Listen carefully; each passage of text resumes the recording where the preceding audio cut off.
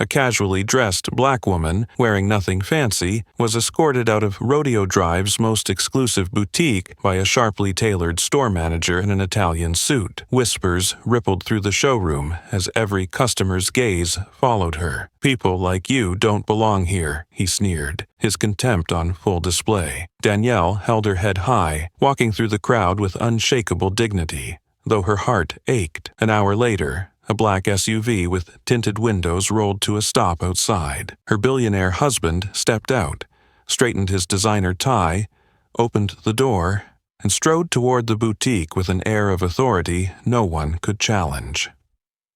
Among the well-heeled women clutching Hermès bags and young executives sporting Patek Philippe, one understated figure stood out, and was just as easy to overlook: Danielle Brooks.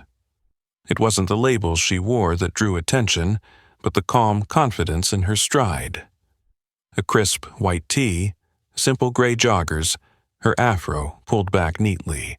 Her natural beauty glowed under the California sun. At 43, Danielle's measured gait spoke of the storms she'd weathered, her gentle yet resolute gaze revealing both warmth and inner strength. The only accessory she carried was a well-worn but immaculate tote, a striking contrast among Rodeo Drive's parade of luxury goods. Few knew that she was Raymond Brooks's wife, the billionaire investor whose mere name made New York's corporate giants sit up and take notice. Today, however, she had no bodyguards, no flashy limousine. No one recognized her as Mrs. Brooks, and that was exactly how she liked it. Just Danielle, choosing a birthday gift for the man she loved with her own hands, rather than delegating the task to an assistant or buying something ostentatious. Still, in a sea of faces accustomed to wealth's glow, Danielle's unassuming presence drew more than a few looks, some curious, some wary, even a few discreet whispers. After all the years she'd spent in this city, she knew the invisible caution directed at women like her wasn't born of outright hatred, but of an old assumption. Someone like her couldn't possibly be a real customer here. But Danielle refused to let those glances slow her down. She walked firmly along Rodeo Drive's broad sidewalks, inhaling the air that was at once glamorous and heavy with unspoken judgments, silently wishing for a beautiful day. At least until she pushed open the doors of that renowned boutique, where every prejudice was primed to erupt at the slightest provocation. As Danielle strolled slowly down the sun-drenched sidewalk, the thick, gleaming glass doors of prestige appeared before her like an invisible line between two worlds, the world of those who belong, and the world of those who must endlessly prove their worth. She exhaled softly, her gaze flicking over the gilded nameplate on the door before settling on the expansive display window showcasing a lineup of ultra-luxury vintage pieces.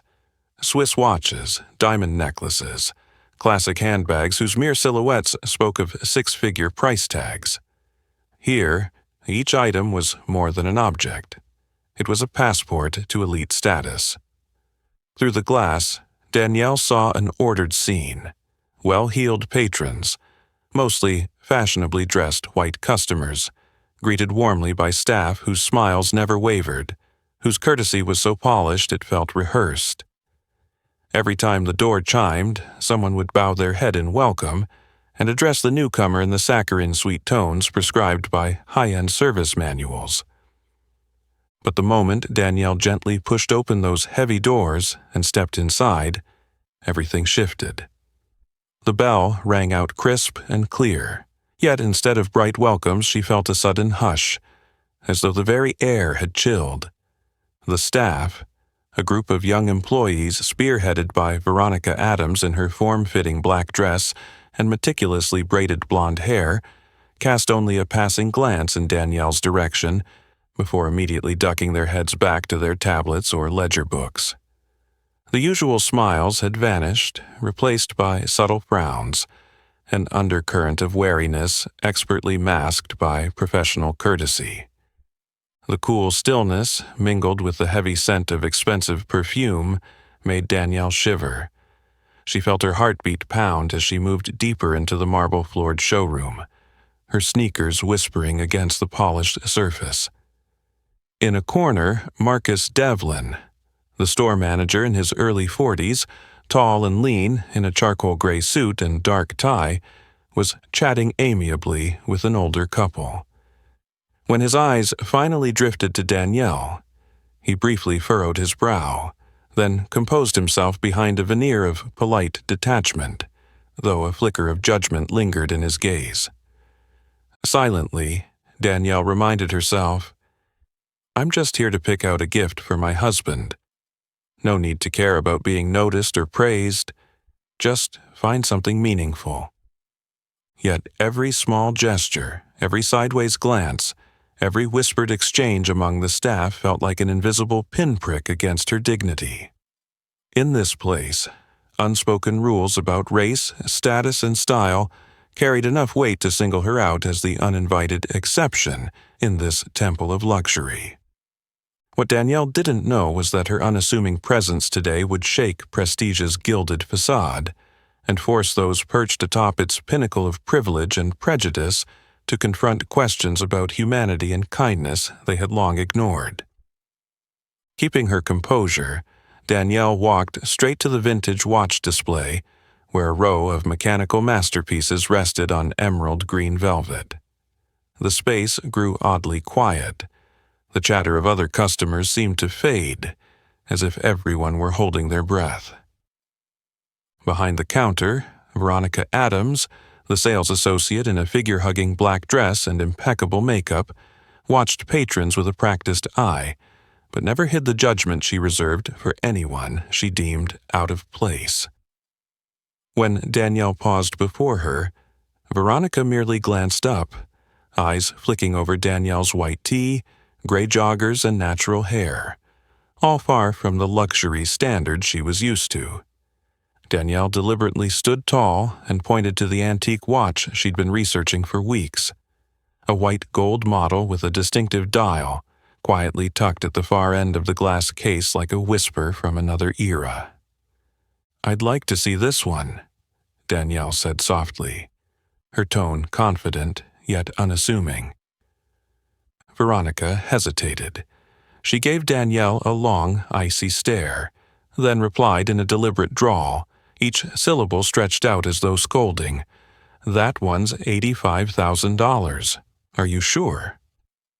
Two elaborately dressed customers behind them paused, whispering to each other, eyes darting to Danielle with a mix of surprise and discomfort.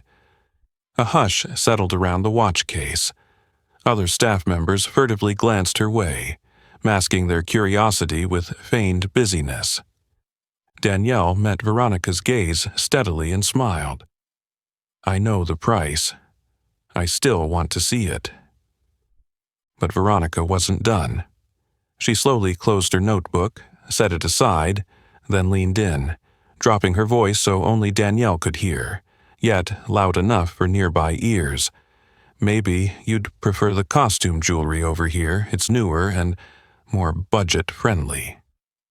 Her look dripped with contempt, a blend of economic disdain and unspoken racial bias. To Veronica, a casually dressed black woman like Danielle could never be a real customer, no matter how poised she appeared. Even the two customers' stifled giggles carried a pointed message, reinforcing the invisible wall between Danielle and this world of privilege, not just because of her clothes, but because of her skin color, and Veronica's ingrained belief that people like Danielle belonged on the outside looking in. Veronica's words, though softly spoken, pierced Danielle's pride like needles, reminding her of every past moment she'd been underestimated for failing to meet this society's narrow standards. In that instant, Danielle realized the true challenge wasn't the watch's price. It was how she would respond to this cold prejudice. Determined not to be swept away by such blatant contempt, Danielle kept her gaze steady, as if staking her claim in this challenging space. She repeated, each word clear and unwavering, "I want to see that exact watch." Veronica's brow furrowed. Reluctantly, she fished the small key from her bracelet, deliberately slow, as though unlocking a treasure for someone unworthy. When the glass case clicked open, Veronica's overcautious stance was obvious, her white-gloved hand gripping the watch by its edges, placing it carefully on the black velvet pad, all while keeping just enough distance to send a silent message. "I'm still in control, and I don't trust you." Other staff cast furtive glances and whispered among themselves, but Veronica's face remained impassive, even frosty. She spoke in a deliberately measured tone, as if sharing an insider secret. "There are only 5 of these in the entire world. Not everyone gets the chance to hold one, you know?" Her words were more than information. They were a test. A social trial Danielle knew all too well, that privilege isn't meant for someone like her. But Danielle didn't flinch. She offered a quiet smile and replied in a soft but firm voice, "I know. I'd like to buy it for my husband." Veronica paused, surprise and skepticism flickering across her features before she masked them with disdain. Leaning in, yet speaking loudly enough for nearby ears, she suggested, "Do you want to take it today? Or perhaps I could introduce you to our financing plans, which might suit your situation better?" Murmurs grew behind the counter. An older couple shook their heads with discreet laughter, as though watching a familiar performance. Danielle met Veronica's gaze and answered crisply, "No, thank you, I'll pay in full." For a brief moment, they held each other's eyes. On one side, resilience forged by years of adversity. On the other, the polished arrogance of entitlement. Just then, the air in the boutique seemed to thicken, as a tall figure in a sharp gray Italian suit and gleaming leather shoes emerged from the back. Marcus Devlin, the store manager. He strode over with a thoughtful expression, his icy gaze scanning the scene and pausing on Danielle long enough to convey, "I know who belongs here and who doesn't." Marcus's practiced smile, honed through countless guest interactions, lacked its usual warmth this time, replaced by quiet scrutiny. Without looking at Veronica, he fixed his eyes on Danielle and asked, "Is there a problem here, Veronica?" With that single question and look, all authority in the room shifted to Marcus, confident that his nod alone could decide who earns a place in this realm of luxury and who is cast aside without a second thought. In that moment, Danielle realized her true challenge wasn't the price tag or the watch itself, but maintaining her self-respect in the face of a system that still builds invisible walls simply because she was different. The moment Marcus Devlin appeared, the boutique seemed to grow even colder. Standing beside Veronica, his eyes betrayed the steely glint of a man used to controlling everything, from the merchandise to the customers, especially those he deemed unworthy. Keeping his composure, Marcus turned to Veronica and asked in an even, probing tone, "Is there a problem here, Veronica?" Seizing the moment, Veronica emphasized as if Danielle's presence were an emergency. "This customer wants to buy the Chronomaster watch, Marcus, the very piece you instructed us to reserve only for qualified clientele." By stressing the word customer, Veronica signaled, "She's not a real buyer." Marcus's gaze shifted to Danielle, appraising her slowly from head to toe, lingering on her simple white tee and well-worn tote, every glance a public judgment unmasked. He offered a polite but frosty smile, then lowered his voice, laced with thinly veiled sarcasm. "I'm sorry, ma'am. For items of this caliber, our policy requires financial verification. At minimum, a platinum card or a bank account with corresponding limits. I hope you understand." As he spoke, Marcus folded his arms, erecting an invisible barrier between Danielle and his domain.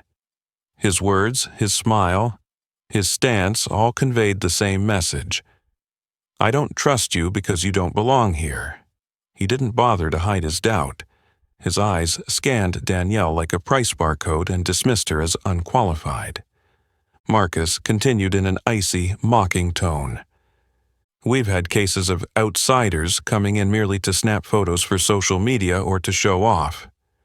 Boutique Prestige prefers to serve customers who truly appreciate the value of our products and our brand. A handful of patrons behind them were now paying attention, some scoffing, others furtively recording the scene on their phones as if it were a comedy. A suffocating hush settled around Danielle, broken only by murmurs and judging stares, targeting not just her attire, but the color of her skin. Danielle straightened her shoulders, feeling the tide of discrimination rising around her, clear and unabashed. She understood that this place, even bathed in crystal chandeliers and scented with luxury perfume, wasn't grand enough to conceal its long-standing biases about power, race, and so-called class. And in that moment, Danielle knew. Today, every step she took and every word she spoke would stand as a quiet affirmation of human dignity against a system built to exclude outsiders like her. Despite the undercurrent of growing prejudice, Danielle stayed composed, determined not to let her inner fury get the better of her. She answered gently, each word underscored by reason and self-respect. I didn't bring my platinum card today because I only plan to pick up my husband's birthday gift before lunch with him. He'll be joining me shortly. He can verify our finances if you need. Danielle's reply wasn't just about saving face. It implied that she was perfectly capable of paying, without having to flaunt bank statements or credit cards. But no sooner had she spoken than Marcus's cold smile curled higher, his sarcasm now blatant. Oh, and who might your husband be? Some random African CEO or an Instagram watch collector? That question was more than a personal insult. It brazenly played on racial stereotypes. It assumed that a casually dressed black woman could never be connected to true high society, let alone be married to a renowned billionaire investor. Here, respect seemed reserved for the very few who were deemed worthy of belonging. Beside him, Veronica offered a mocking half-smile, her scarlet lips curling into a hook. You might want to go find your husband or maybe try the department store down the street. There are plenty of options there that would be more suitable for you. Her voice carried just loud enough that nearby customers couldn't help but turn and stare. Men and women alike watched Danielle with a mix of pity and contempt, as if it were laughable that she ever thought she could be a real prestige client. Some even discreetly recorded the scene on their phones, snickering and whispering to their companions. Danielle scanned the room and realized it wasn't just a few people. All eyes, from staff to shoppers, were fixed on her with mocking detachment. Each look felt like a blade slicing into her pride. In that moment, she understood how completely she'd been turned into a spectacle, an uninvited outsider, entertainment for those who truly belonged. Words, gestures, glances, all combined into a daylight performance of discrimination. No shouting was needed, no outright slurs, just the tacit agreement and sneers of the majority to strip a person of her dignity. For Danielle, this was more than an insult. It was the familiar cut of a lifetime spent confronting bias.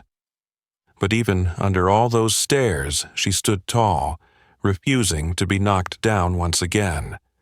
The atmosphere in Prestige felt thick and suffocating, as if every sneer and scrutinizing glance were a blade slicing into Danielle's pride. She barely had time to steady her breath before Marcus dialed the tension up to its breaking point. He dropped any pretense of courtesy. His voice lowered, icy and authoritative, like a verdict being handed down in this temple of luxury. If you can't prove your financial standing, I must ask you to step outside and stop disturbing our real clients. Boutique prestige is not a place for gambling your luck or putting on a show of wealth.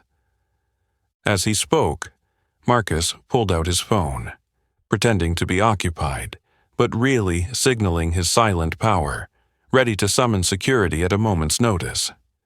He closed the distance between them, asserting his dominance with each purposeful step.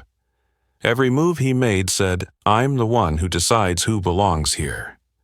His tone softened only to sharpen with contempt as he continued, eyes glinting with disdain.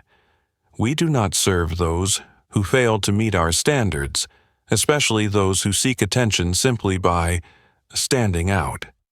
Here, everything has its criteria." His words weren't just directed at Danielle, they were a broadcast to the entire store. "We don't welcome anyone who isn't like us." That prejudice had shed any pretense of subtlety. It was a razor that cut through all her defenses, striking at the heart of her confidence and dignity. Nearby, a middle-aged white woman in a Chanel dress covered her mouth to whisper to her friend, her clipped laughter carrying clearly to Danielle's ears. "It's ridiculous, someone like her thinking she can buy designer goods." Those words didn't need to be shouted. Their weight was amplified by the unspoken agreement of the room, the knowing smiles of the real customers, and the complicit silence of the staff. In that moment, Danielle ceased to be a proud billionaire's wife, a strong mother of two, or an independent modern woman. She became exactly what they wanted her to be: an outsider, a casually dressed black woman, warped by the lens of their prejudice. Humiliation washed over her, not just from their words, but from the sense of being exposed before a crowd. Her achievements, her worth, every part of her identity was reduced, denied by nothing more than their stares and attitudes. Danielle felt it clearly. This was no longer just a fight to buy a watch, but a struggle to preserve her own identity, dignity, and pride against a world that still measures people by appearance and race. The slurs hanging in the air left Danielle gasping for breath. Every nerve in her body screamed, her heart pounding in her chest, yet her face remained calm. She knew all too well that reacting or speaking up now would only deepen her humiliation and feed the depraved satisfaction of those waiting for a spectacle. She slowly drew her gaze inward, lifted her chin, and silently vowed not to shed a single tear in front of them. Under the weight of dozens of judging eyes, Danielle chose silence. She turned on her heel and walked straight out of Prestige, striding across the red-carpeted foyer without looking back. Behind her, whispers and mocking laughter swept through the room, an exultant wave of relief that the outsider had been shown the door. At the entrance, Marcus still had one last blow. With a cruel smirk, he called out loud enough for everyone to hear, "This place isn't for people like you. Next time, dress the part if you want to come in, okay?" Those words, "people like you," struck her hardest, a slap to her dignity that spoke both of class prejudice and a deeply ingrained racial bias. Danielle stepped out through the thick glass doors, feeling as if her hard-earned confidence and self-worth had been snatched away in an instant. The midday sun on Rodeo Drive felt merciless now, scorching both the street and the anger simmering within her. She paused, inhaled deeply, trying to reclaim a shred of balance in a world that had just betrayed her.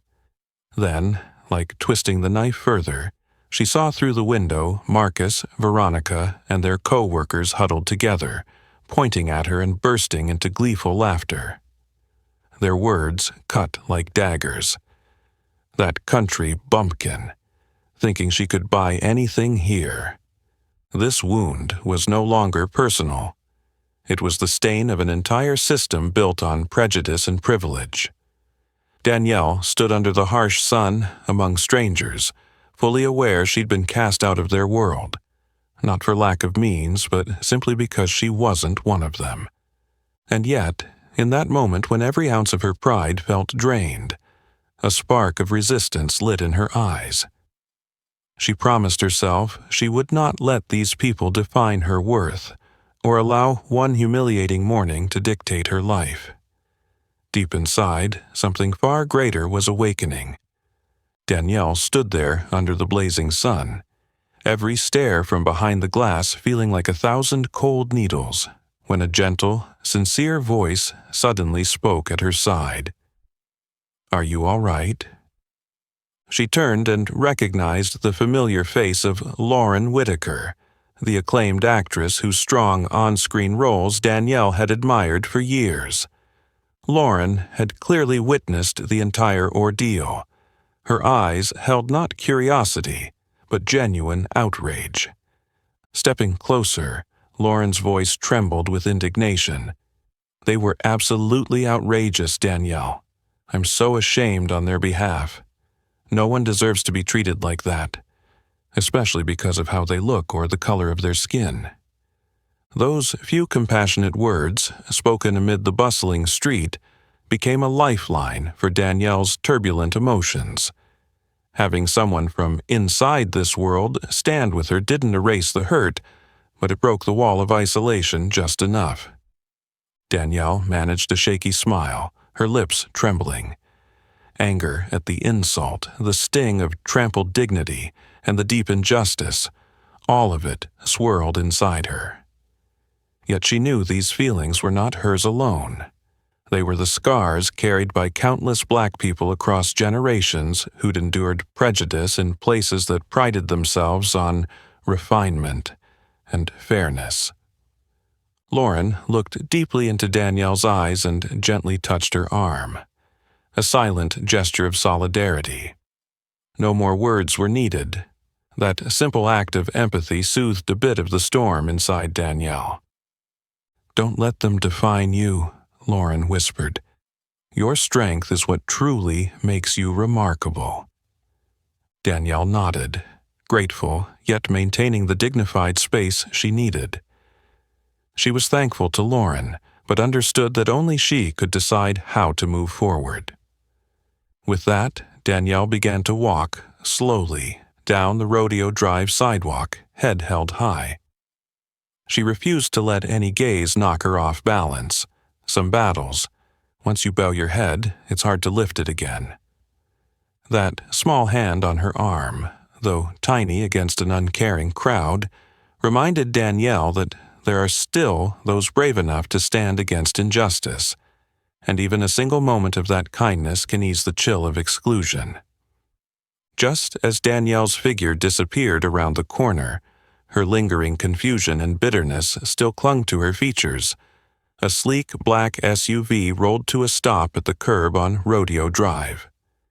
The door opened, and Raymond Brooks stepped out, his every movement sharp and confident, his gaze cool with the seasoned resolve of the billionaire who'd conquered Wall Street with sheer intellect and unyielding will.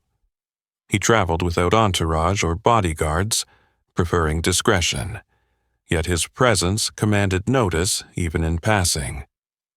Raymond scanned the street as he emerged, catching wary glances from nearby pedestrians. In business circles he was known for his principles, fair yet ruthlessly protective of his family. He looked up at the towering glass facades overhead, telling himself he only wanted a peaceful lunch with his beloved wife, the woman who'd stood by him through every storm of life and commerce. Before he could call for Danielle, a middle-aged woman with an air of refinement hurried over. A regular at Prestige, she'd witnessed everything. Leaning in with concern, she whispered, "Excuse me, are you Raymond Brooks? Your wife?" She was just escorted out of Prestige. It was awful. They humiliated her simply because she didn't fit their usual clientele. It was so unfair. Raymond's lips tightened into a thin line, his eyes growing colder. He nodded his thanks, then turned his steely gaze back to the boutique. Through the polished glass, he observed details most passers-by would miss. Marcus Devlin, standing with crossed arms beside Veronica, both laughing with colleagues as they pointed toward the street where Danielle had disappeared. Marcus's expression was not just proud, but viciously triumphant at having driven someone out of his domain. Raymond noted every nuance, the huddled whispers of the staff, the way a few younger sales associates glanced away when they caught his eye, even the mocking smiles of certain patrons still discussing the peculiar appearance of a casually dressed black woman in their midst. A restrained fury built beneath Raymond's calm exterior, his heartbeat hammered with anger and sorrow for his wife, who'd fought so hard to uphold her dignity in a world eager to judge and segregate. He knew that, with his power and reputation, a single gesture could strip away every mask in that boutique, but he refused to rush in. Instead, he watched and listened, letting each nuance expose the true nature of a system that judged people by prejudice rather than genuine worth.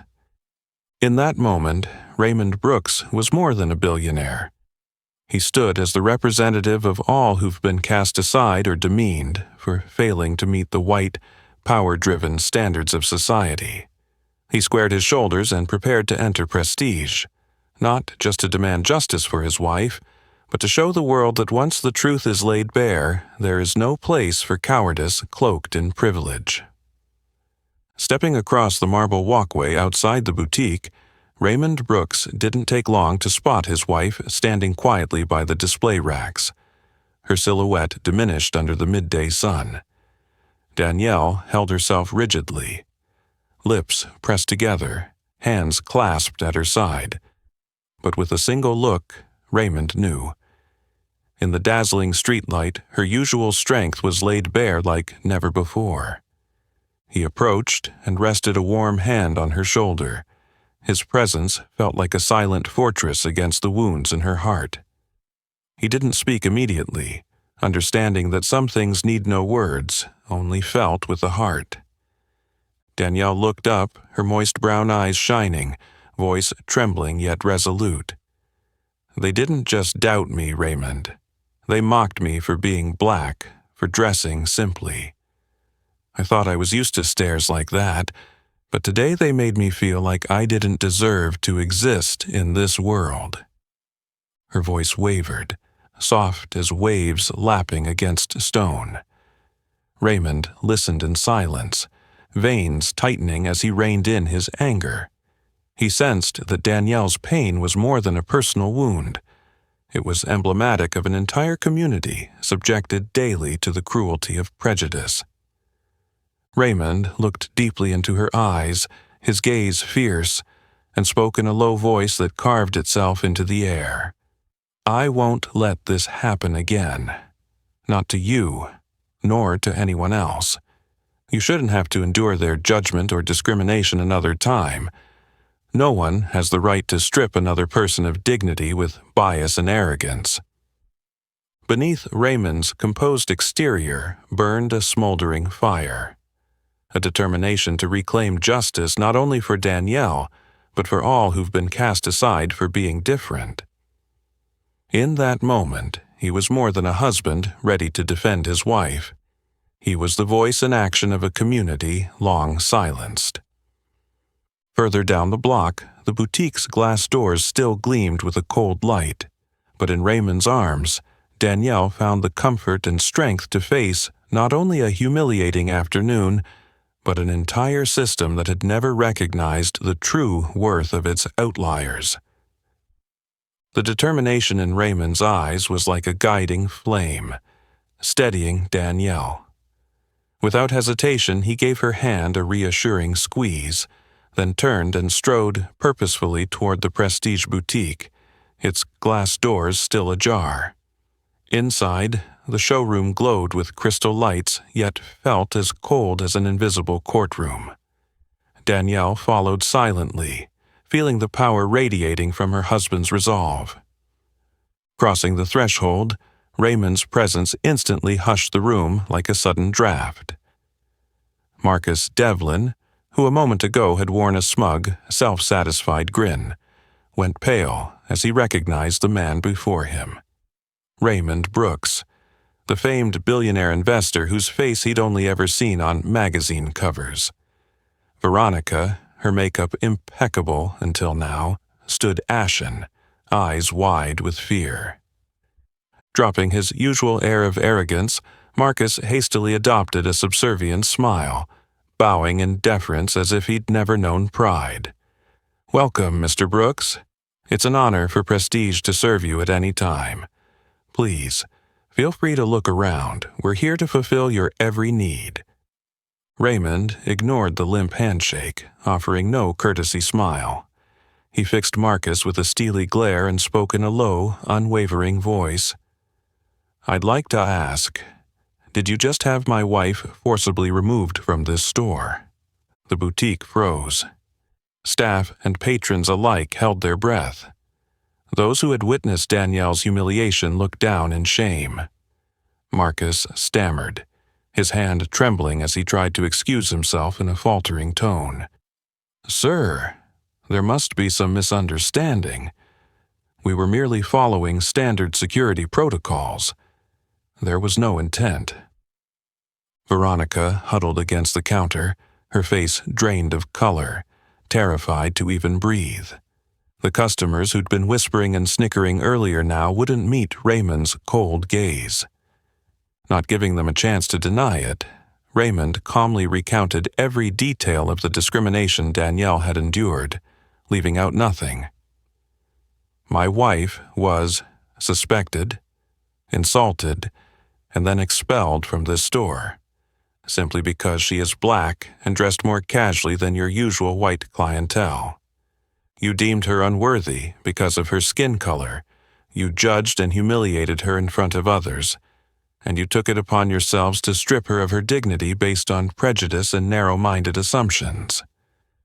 With each pointed word, his voice echoed through the confined space, stripping away the facade of polite refinement cloaking the boutique. He swept his gaze across Marcus, Veronica, and every employee in sight, then concluded with an iron-clad tone. "You will be held accountable for this. Not only because she is my wife, but because no one deserves such treatment anywhere, especially not in a city that prides itself on being modern and civilized." The air in Prestige grew so tense you could hear the sharp intakes of breath from a few shaken onlookers. Faces that had been cold and haughty just moments before now revealed fear, confusion, and belated regret. In that moment, Raymond didn't just reclaim justice for his wife.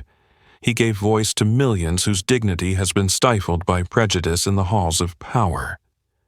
The moment Raymond finished speaking, the air inside Prestige froze solid. Every customer and employee fell silent. No one dared move, no one whispered. No more giggles or looks of contempt, only a heavy hush, where true power and undeniable truth lay exposed beneath the crystal lights. Raymond stepped forward, locking eyes with Marcus as his voice rang out, each word firm and non-negotiable. "Now, in front of everyone here, I demand that you apologize to my wife, publicly and sincerely. And not only to her, but to anyone you've ever judged because of their skin color or clothing. No one, neither my wife nor any other customer, should ever be subject to judgment or insult simply because they don't fit your narrow prejudices." Marcus stood frozen, his face ashen.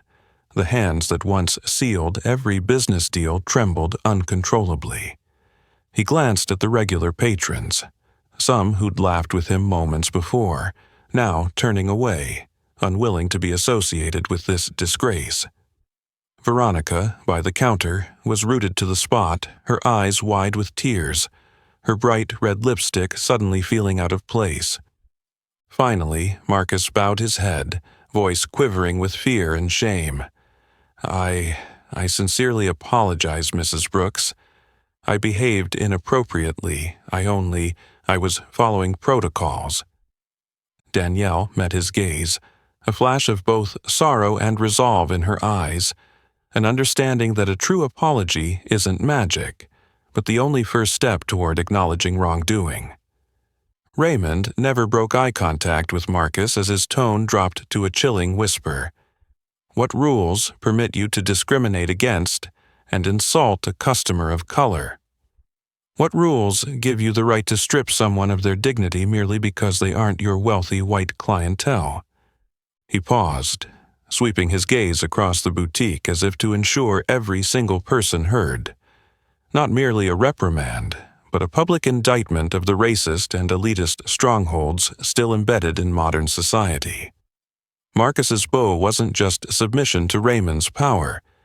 It was an admission of shame before an undeniable truth, that in a place celebrated for beauty, refinement, and civility, the lines of discrimination remained sharper and more brutal than any luxury item.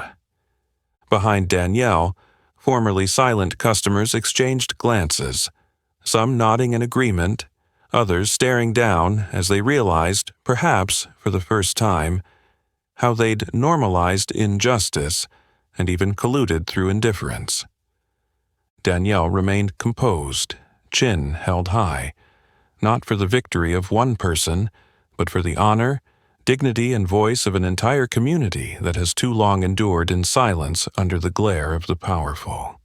The atmosphere inside Prestige still hung heavy, as if the ground had just shifted beneath everyone's feet. Even as Marcus's apology echoed, Raymond, standing firm like a pillar before the assembled staff and customers, locked eyes with him, then addressed the entire room in a clear, commanding voice. Perhaps you aren't aware, but I am the largest shareholder in the Prestige chain. I've monitored this system's operations for years, and this is not the first time I've heard of discrimination taking place in stores that claim to deliver top-tier service. A ripple of uneasy chatter spread across stunned, fearful faces. Marcus's eyes went wide, Veronica nearly swayed, and the staff fell silent, sweat gleaming on their brows. Even customers who'd considered themselves immune to injustice looked unsettled, as though an invisible shield of safety had suddenly shattered. Without giving anyone a chance to recover, Raymond continued in an unyielding tone. Effective immediately, Marcus Devlin will be directly responsible for leading a company-wide anti-discrimination training program and rebuilding a culture of equitable service across all Prestige locations. My wife, Danielle Brooks, will oversee and advise on this process. He paused to let the weight of that power shift sink in, then announced, all employees involved in today's incident, as well as the entire Prestige team, are required to attend unconscious bias training and classes on diversity and customer respect. This is no longer optional. It is a precondition for continued employment within this organization. Marcus's face drained of color, his fists clenched to prevent shaking. Veronica stared at the floor, her lips pressed tightly together in shame. Other staff exchanged looks. They all understood that today would be remembered as the moment a service culture long accustomed to preserving privilege and excluding outsiders began to change. Danielle watched each reaction, feeling no personal triumph or vindictiveness. She realized that this shock wasn't just a rebuke to those who'd insulted her. It was a genuine opportunity to awaken an entire system. It was the price of arrogance, and the first step on a long journey toward a fairer, more inclusive environment that respects every individual, regardless of background, skin color, or personal style. In Danielle's gaze shone not only the pain she'd endured, but a spark of hope that no one else would ever have to stand alone on a sidewalk, humiliated for not fitting some outdated standard. Beside her, Raymond squeezed her hand, his silent vow that change was coming, not through empty words, but through real power, concrete action, and public accountability. The air inside Prestige seemed to stand still as Marcus bowed his head, hands trembling as he carefully wrapped the vintage watch and handed it back to Danielle.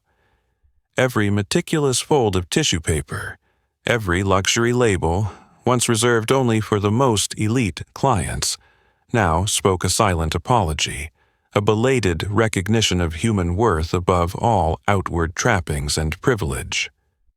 The other staff stood statuesque, no one daring to meet Danielle's or Raymond's gaze, or even glance at one another. Veronica clasped her hands before her chest, shame evident in her eyes. There was none of the self-satisfaction she once had when deciding who was worthy of service. A heavy hush of embarrassment and awakening enveloped the room, shattering every illusion of the standards that had reigned here for so long. When the Brookses stepped out, the heavy glass doors closing behind them marked not just the end of a personal confrontation, but the beginning of a new chapter in everyone's consciousness. From white patrons to customers of color, from veteran employees to newcomers, all eyes followed Danielle, no longer with judgment or pity, but with admiration, reflection, and even gratitude for witnessing a genuine moment of change. Outside the boutique, Raymond and Danielle walked hand in hand into the flow of pedestrians on Rodeo Drive, heading to their favorite quiet corner in a familiar restaurant, where leather chairs had borne witness to countless shared confidences during hard times. Only once their late lunch had settled did Danielle lean close and whisper, "Do you think we went too far today? Maybe." We embarrassed them, even hurt them. Raymond squeezed her hand, eyes full of sincerity, and replied calmly, "No, Danielle. No one in this world deserves the treatment you got today, no matter who they are, what they wear, or the color of their skin. Sometimes one right action is enough to change a whole generation of mistaken thinking." News of the Brookses swept along Rodeo Drive, becoming the talk of every shop, cafe, and friend group, as a reminder. Never underestimate anyone, especially women of color, because behind simplicity there can lie real power, dignity, and a heart courageous enough to stand up for justice.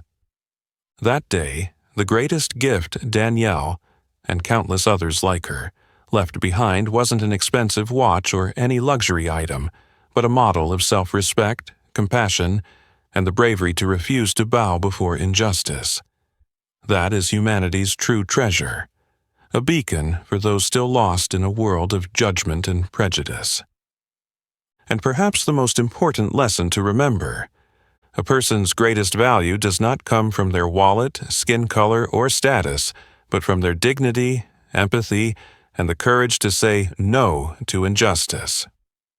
If you found meaning in this story, don't forget to like, share, and subscribe to keep journeying with us as we spread these human and social justice values.